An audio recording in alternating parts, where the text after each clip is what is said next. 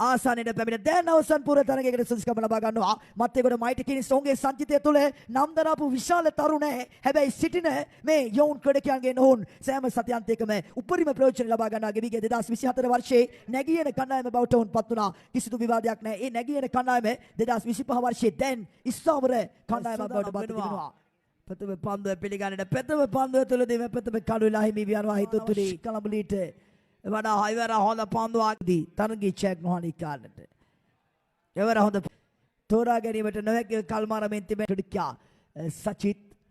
දිවවිත්තුම කරන පුල්ටුස් පන්දුවට පහරක් කෙල කරන පන්දුව ඇදියනවා මිඩෝෆ් කලාපයේ ඉහළ නැංවී තිබෙනවා. ඉවර පහරක් කෙල කරන උඩ පන්දුවක් පහසු උඩ පන්දුවක් මේ දැන් රැක ගන්නවා යිෂංක ටොප්පේ උපරිම උත්සාහ කරනවා මේ තරගය කෙසේ හෝ ජයග්‍රහණයකින් කෙලවර කරන්න ඉතාමත් හොඳ පන්දුවක් යලිත් ඕවද විකට් ආකාරයෙන්ම පැමිණ මිලඟ පන්දු යොමු කාලෙට හොඳ පන්දුවක් ඒවර හොඳ සෙක පමණ කාලයක් මේ වුණට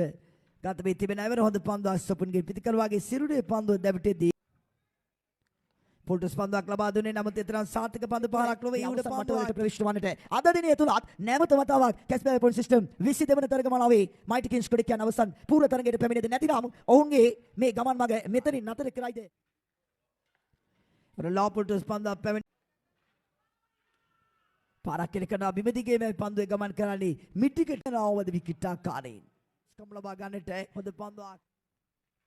ආසන්නයට පැමිණ දැන් අවසන් පුර තරගයකට සුදුසුකම ලබා ගන්නවා. මත්තේගොඩ මයිටි කිනිස් ඔවුන්ගේ සංචිතය තුළ නම් දරාපු විශාල තරුණ හැබැයි සිටින මේ යොවුන් ක්‍රීඩකයන්ගෙන් ඔවුන් සෑම සතියන්තයකම උපරිම ප්‍රයෝජන ලබා ගන්නා ගෙවිගේ 2024 වර්ෂයේ නැගී එන කණ්ඩායම බවට ඔවුන් පත් වුණා.